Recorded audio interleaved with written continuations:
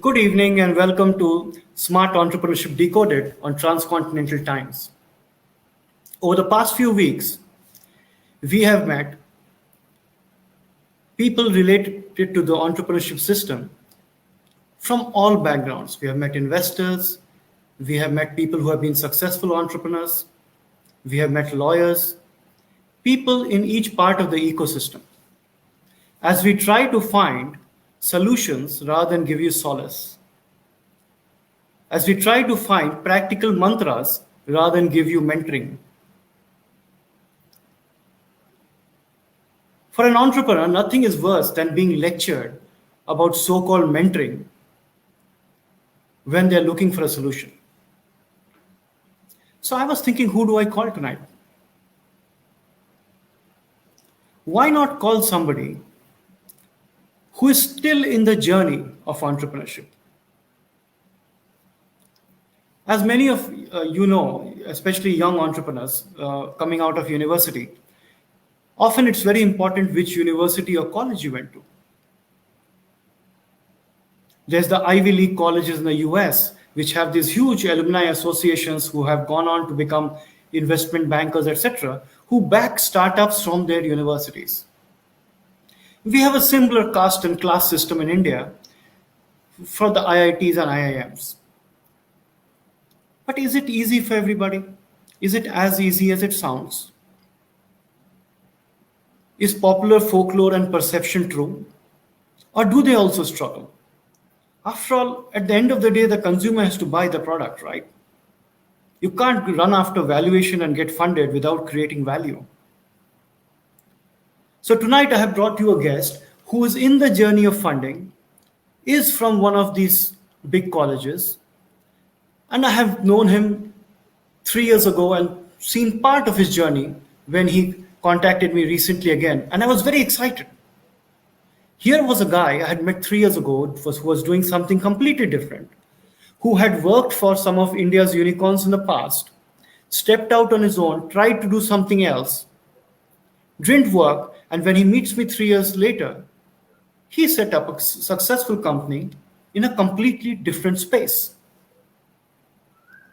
Let's talk to him and see if we can pick up a few nuggets of practical insights that will help us in our own journey. Join me in welcoming Khwaab Bansal.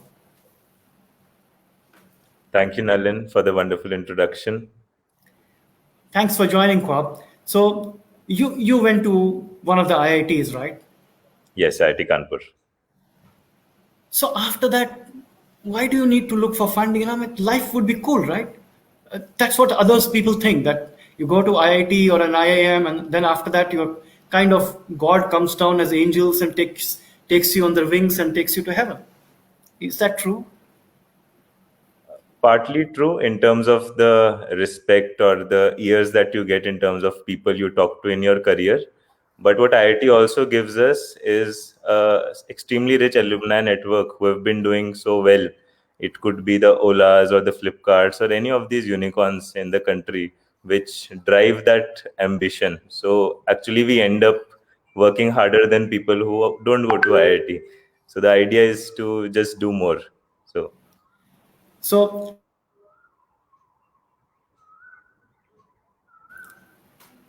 you worked for companies that went on to become unicorns.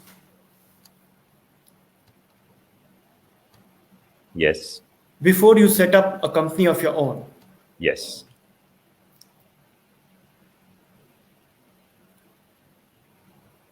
So let's wait for network to catch up again. I think we have a temporary problem.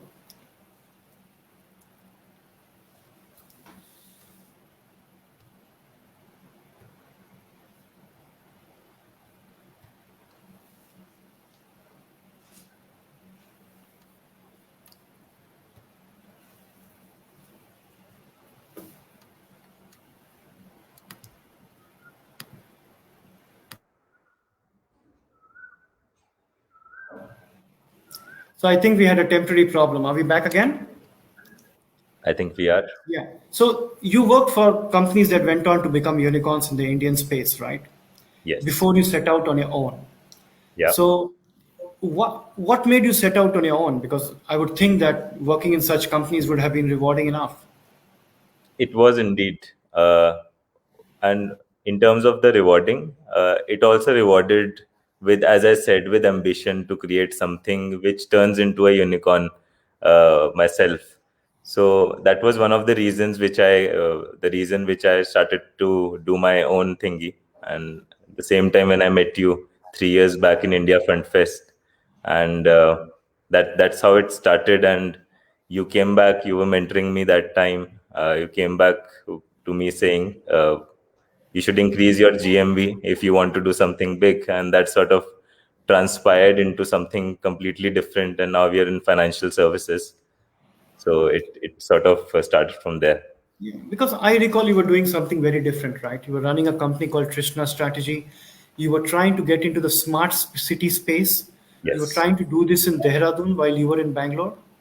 And it was still very raw at that time. I was going through my notes of the pre-finale today after 3 years, because it's almost 3 years to the day. And my notes say that we should put him in the finale for what he will do in future, not what he's doing now, which almost seems like I knew astrology before I learned it.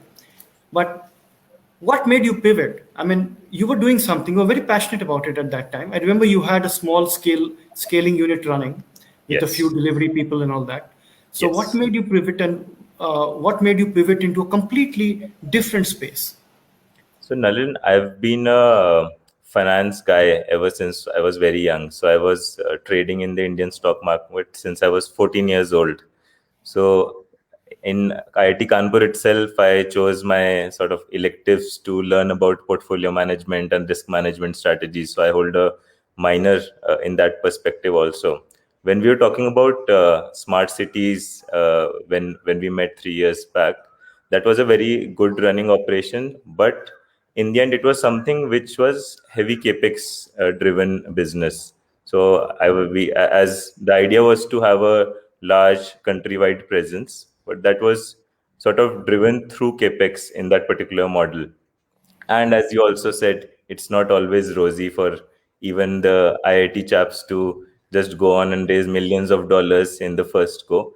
So we actually came across this opportunity, which I would say the market pulled us towards the opportunity in terms of the financial inclusion which is missing across the country.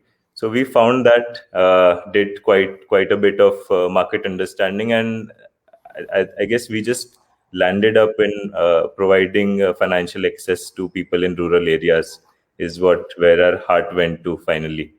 So, what is it your company does now? When you say financial access to rural areas and financial inclusion, let's just talk for a moment about what you do now, and then I'll go back to your starting days. Sure. So the company basically offers hyper-local banking touch points at your nearest Kirana store. So Okay. so in rural areas, if you were to see, people generally need to travel 10 to 13 kilometers to find the nearest ATM branch or ATM or a bank branch. And that too are only serviced 2 times a week. So mostly you would see long lines running there, or most of these ATMs running out of cash. So the problem statement is very simple. One should be able to access his or her money whenever they want to. So what we have is we have a simple app and a machine which a normal retailer shop can onboard, and anyone can just walk in and do a cash withdrawal from one of these mini or micro ATMs, or do a money transfer. So someone wants to send money to their children studying in colleges, one could do that. One could do a recharge or even get a loan from one of these shops which are nearby. So we have started it in terms of providing that financial access. Plus, these shops are evolving themselves. So in Rajasthan, we have all the pin codes covered, and whole of the North India, all pin codes are roughly covered by as we stand right now. So we see these shops or retailer outlets holding an important position also in the society, because people are actually coming to these places to get money, or maybe to send money, or to deposit money, or even to check their balance if someone has sent their money, or they've received the direct benefit transfer of the government per se. So that's what the company does currently. And what kind of traction do you have? I assume this is all in the last 3 years. So what kind Yes. of traction do you have now? So last year, as we stand currently, we are at 40,000 active retailers. And Okay. during COVID, we did a six times, last year was COVID, and we did a six times increase in the GMV term, which you actually mentioned. And we did a cumulative GMV of 300 crores last year. Fantastic. What brand name do you operate under? Net Pesa. The brand name Net. is Net Pesa. Yeah. Okay. And just to add to it, we have been completely bootstrapped, and we've done it all by ourselves.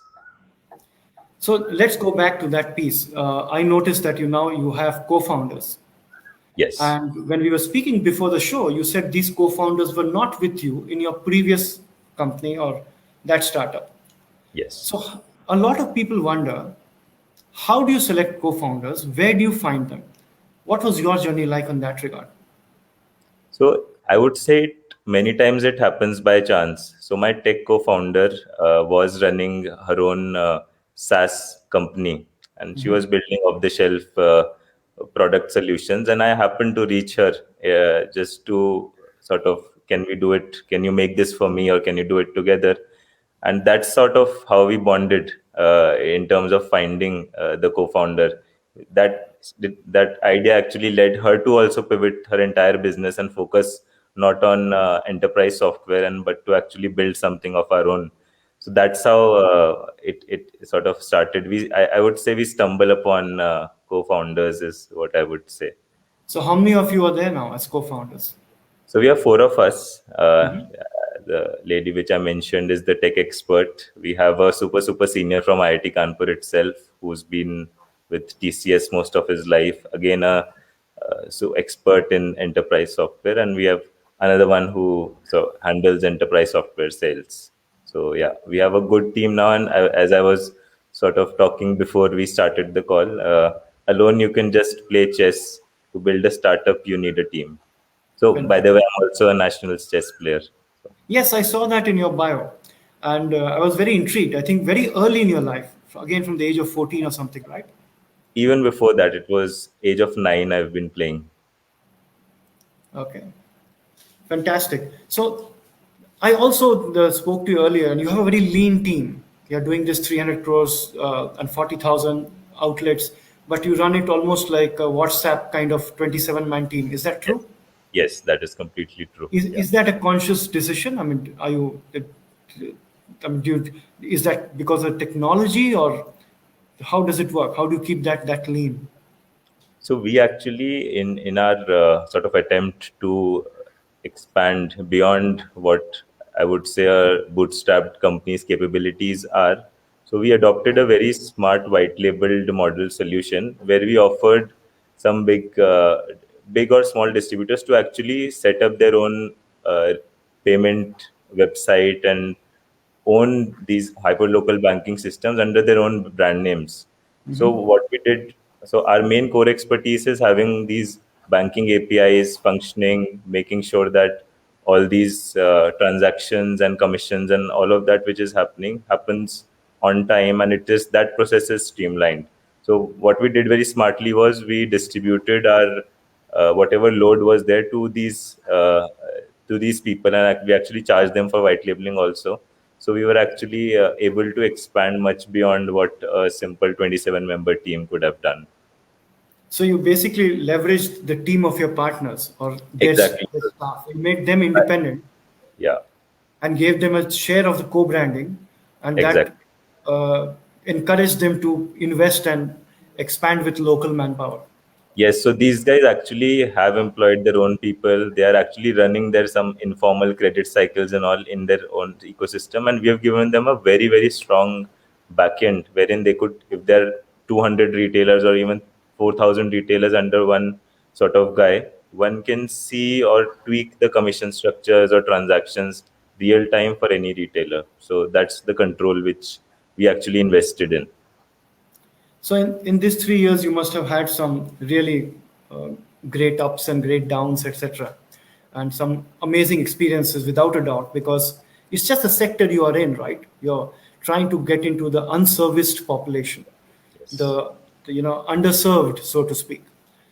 So there must be a lot of gratification in that. But is there any particular one story, one instance when you felt that, yes, this is worth doing? Definitely. So, Nalin, one of the reasons why we also did this was, as you would see from any BCG or any consulting report right now, also 5 years before, also and right now, also everything states India is still 90% unbanked. Even though, in terms of the increase which is happening in terms of digital services or the Jan Dhan accounts or everything that is happening across.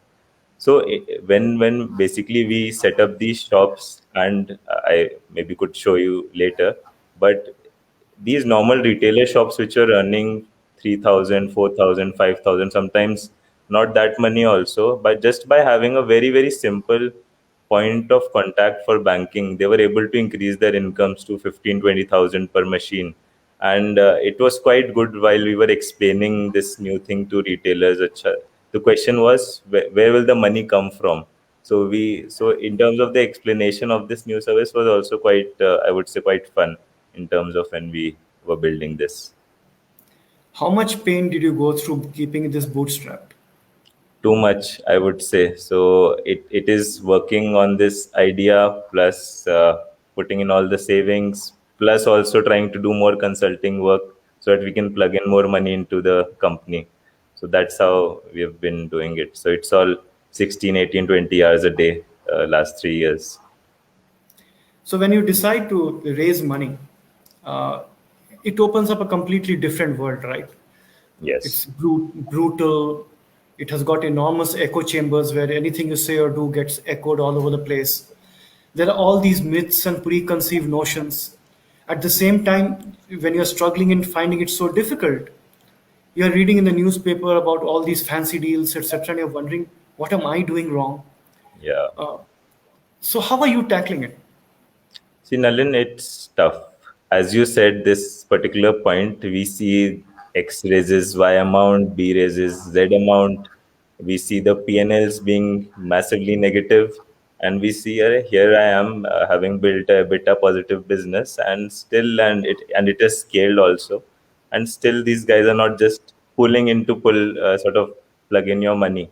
So I would say yes, we sort of face this, but there is a lot of encouragement also, which I would say, and learning which has happened every time I've spoken to an investor.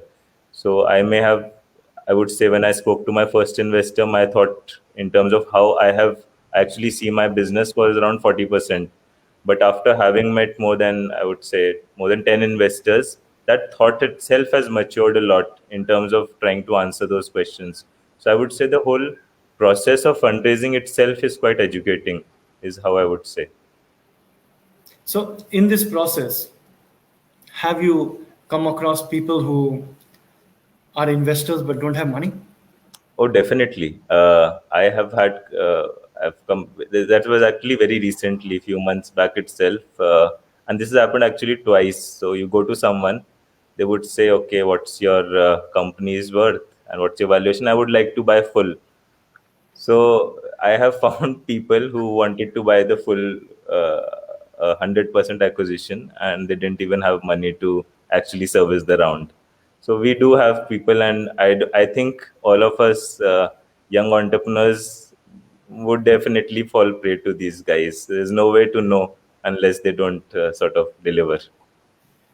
Yeah, that is one aspect. And the other aspect where people struggle, I don't know whether you've had experience in that, is where I see a lot of burnt out midlife professionals who actually didn't make it in the companies they were working for, have Hmm. never done any entrepreneurship, suddenly come and say, I'll mentor you for equity.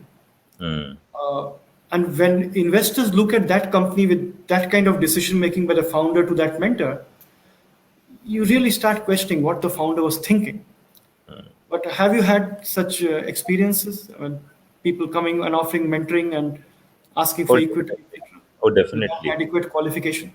Yes, and also Nalin, that as you said, that mentoring out of boredom actually falls flat after four conversations or five conversations. So, because all these experienced people do come in with some extra things, but a real experience or subject matter expertise is sort of unveiled in few conversations. So we haven't sort of yet shedded our equity to uh, one of these mentors, wannabe mentors. But I would say there are people who would want to jump onto a running sort of train, is what I would So say. you are one of those classic cases, where I always recommend to people that ultimately you are at an early stage, not late stage, early stage.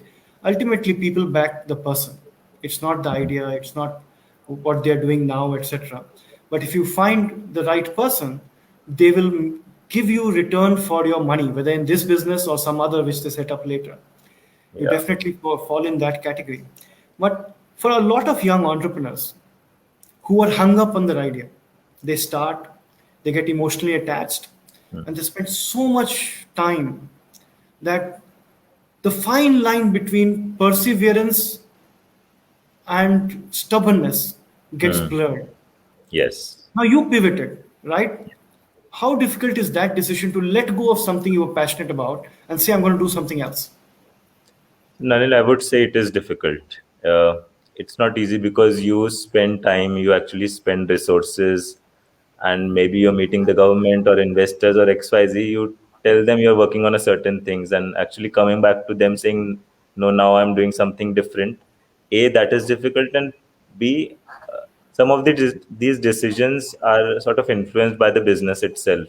So my case, as I was saying, that was a heavily capex business, which I realized after having spent some time doing that. Initially, one thinks now there's a good idea, someone will put in 5 million, $10 million, and everything will be rosy after that. But that doesn't sort of that sort of when that doesn't happen, you need to sort of realize where exactly can you sort of make your mark and find the easiest path to scale and success, and that's what one needs to do. And also adding to this point, the business model has to be chalked out, vetted, and critically examined by the founder at multiple points in the whole journey. So one could find those early warning signals also themselves itself.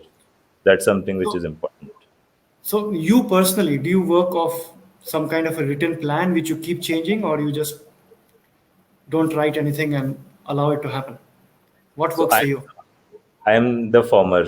So I have filled up 36 journals in the last 3 years.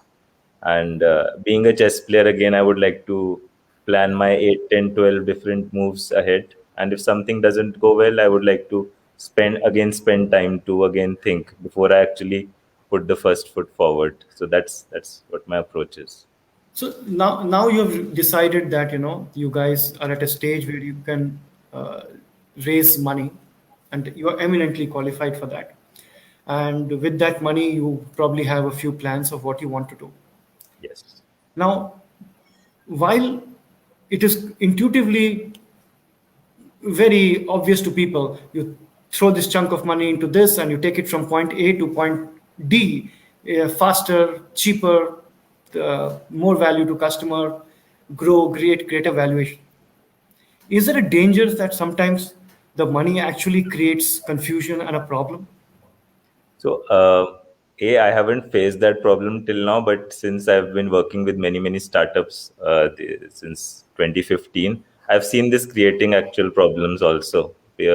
One tends to get extravagant, one tends to actually enter into businesses which one didn't actually start with, and it ends up the business eating even more money, and then the founder's job is limited to only raising money, which is actually a very expensive time loss, because that takes time from the actual business which one has to build, grow, operate, make efficient, and all of that. So I would say yes.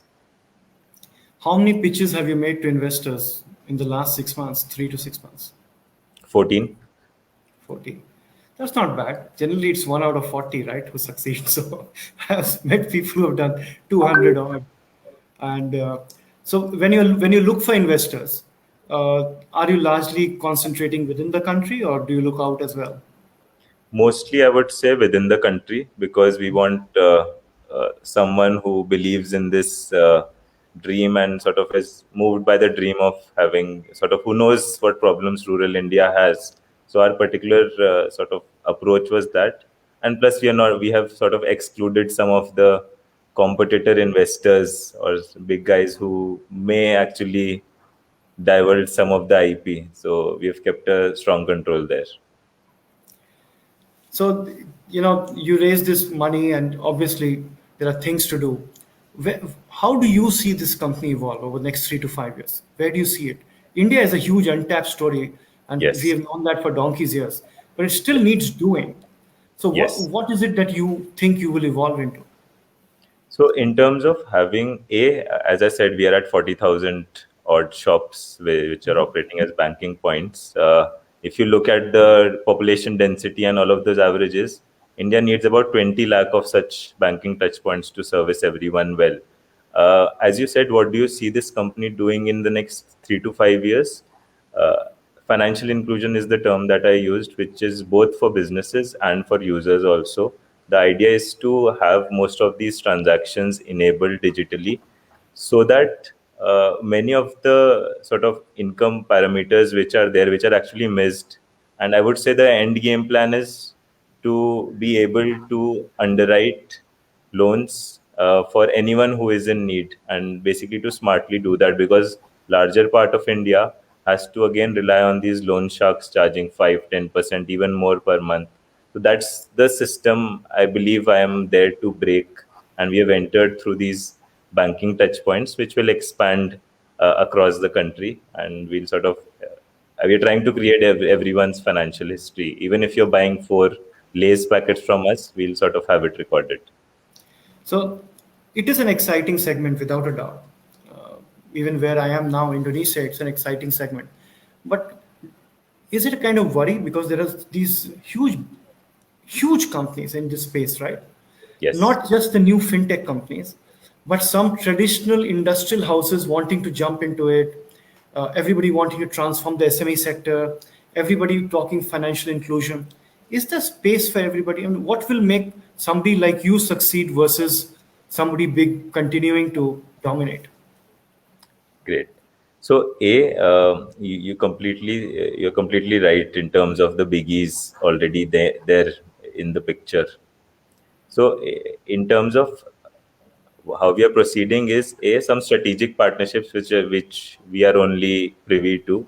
B, we have operated with a very low, as you said, very thin team and very thin low margin OPEX is what we've moved towards. And obviously there is the part of innovation wherein we sort of introduce new products every quarter to sort of engage with our retailers primarily, and then towards our final end users. And is your technology team completely in-house Everything is, yeah, completely in from the house. start? You never outsourced it. Never, no, never outsourced. Yeah. And one question out of curiosity: do you have a written founders agreement among y'all? Yes. So why I ask this is these are the myth busters for people watching. One, you can pivot however difficult it is. Two, even while bootstrapping, you can continue to do consulting assignments to keep the company afloat, which you have done. You alluded to that. Three, people do write plans. Moment you start implementing a plan, everything about the plan becomes useless. You have to start rethinking, right? Plan is only to put a process of thinking. Planning is a continuous process, not an event. If you treat it like an event, you will always be frustrated with plans. And four, you always write a founder's agreement, written one, not one in your head. Otherwise, something which you alluded to earlier, that when big money comes or money comes, founders start tearing at the seams because there are different priorities, different conflicting reasons why they are into it, and they never actually had that tough conversation. Yes. They just thought they are in it together. Very interesting, because this is what the real world insights are, and this is what somebody who's pivoted and scaled a business to this level has done. Final question: how have you retained employees? Has it been ESOPs, or has it been just love and care that you provide, or what is it? How do you See, manage to do that in the tech world in India? It's pretty tough. So I would sort of a very good question, Nalin, and I would say this is purely the latter. It's all the love and care. So I would say we are notorious for not paying extravagantly as our starters, which we'll definitely do when we are sort of now as we are closing our round. But we have very hardworking, passionate, small team who are passionate about solving this problem, and we respectfully give everyone the opportunity. So it hasn't been ESOPs; it has all been the similar people, basically towards the common goal and being respected well, as I would say. So, Khwaab, it's been an absolute pleasure to have you.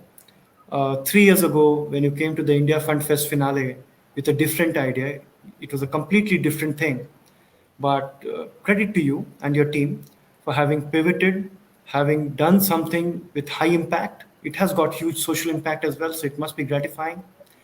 And brought it to a point where it is scalable for the next mega scaling, because you've Yes, already done a scaling unit. You brought it to a point where it's doing enough, has enough and more traction in an intensely competitive market. I wish you the very best. Thank you for joining the show tonight, and I hope your company goes where you want it to go. All the best. Have a good thank evening. you.